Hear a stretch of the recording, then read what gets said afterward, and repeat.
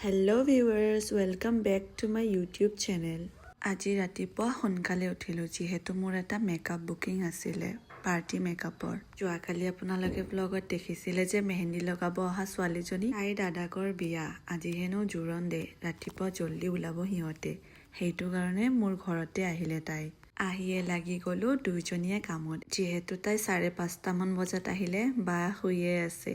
তাইক জগাবলৈ দিয়া নাছিলে, সেইকাৰণে আমি জগোৱা নাই তাইক। বেছি ঠাণ্ডা লগা কাৰণে দুইজনীয়ে ৰঙা চাহকে খাই দিলো আৰু। হাঁহি ফূৰ্তিৰে দুইজনীয়ে মেকআপটো কমপ্লিট কৰিলো। চাওকচোন তাইৰ লুকটো কেনেকুৱা লাগিছে। জোৰণ ডে হিচাপত তাই আজি চিম্পল বিচাৰিছিলে। বিয়া আৰু ৰিচেপশ্যনত হেনো তাইক হেভিকৈ মেকআপ লাগিব। তাই আজি ফাৰ্ষ্ট টাইম মেকআপ কৰিছে বোলে। মোক কৈ আছিলে, বা এনেকৈ মই মেকআপ কেতিয়াও কৰা নাই। তাইক কিন্তু বৰ মৰম লাগি আছিলে। এতিয়া তাই যাবলৈ ওলালে। মই আৰু মা তাইক ৰাস্তালৈ অলপ আগবঢ়াই দিবলৈ গৈছিলোঁ।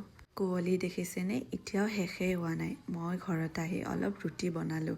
এতিয়া মই খাই পেলাই আকৌ এটা কাম আছে, তাত যাবলৈ ৰেডি হ'লোঁ। এয়া আমাৰ নেহা আহি গ'ল। আজি পিছে গাঁৱতে আছিলে কাম, সেইটো কাৰণে আমি দুইজনীয়ে বিয়ালৈ বুলি ওলালোঁ। যিহেতু বিয়া গাঁৱৰ ওচৰতে আছিলে, সেইটো কাৰণে আমি খোজকাঢ়ি গ'লোঁ। এয়া দেখিছেনে, বৌহঁতৰ শিলিখা গছ ৰাস্তাতে পৰি আছিলে, আমি দুজনীয়ে লৈ ল'লোঁ। এয়া আমি পাই গ'লোঁ বিয়া ঘৰ। দেখিছেনে মানুহবোৰ, ৰাতিপুৱা যিহেতু আমি 9টা বজাতে আহি পালোঁ। এয়া সকলোৱে বহি আছিলে। এতিয়া আমি কইনা ৰেডি কৰিবলৈ ৰেডি হৈ গ'লোঁ। ফ্লাৱাৰ্ছবোৰ কাট কৰি ল'লোঁ যাতে অলপ সোনকালে হয়। এয়া আমাৰ মৰম লগা কইনাজনী দেখিছেনে।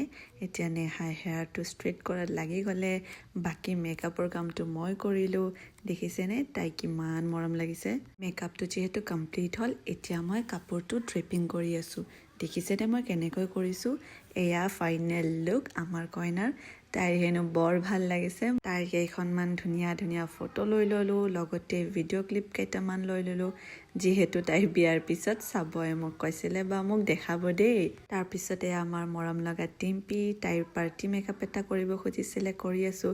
তাইৰ চুলিখিনি দেখিছেনে কিমান সৰু আছিলে। তাৰপিছত মই এটা ষ্টাইলিছ হেয়াৰ বান বনাই দিলোঁ। এয়া নেহাই লাগি গ'ল নেইলছ লগোৱাত। ডিম্পিক একদম পুতলাটোৰ দৰে লাগিছে, ইমানেই মৰম লাগিছিলে তাইক। তাই কৈছিলে যে এইটো তাইৰ প্ৰথমটো পাৰ্টিৰ লুক, যোন মেকআপ আৰ্টিষ্টৰ দ্বাৰা তাই কৰিছে। তাৰপিছত আমি ভাত খালোঁ, ঘৰ আহি পালোঁ। তাইৰো বেচেৰীজনীৰ ভাগৰ লাগিছে। মোৰো হেনো বহুতেই বেছি কঁকাল বিষাই আছিল, সেইকাৰণে মায়ে মোক অলপ কঁকালটো মালিচ কৰি দি আছিলে। গাটো আজি খুব বেয়া। আজিলৈ আহিছোঁ।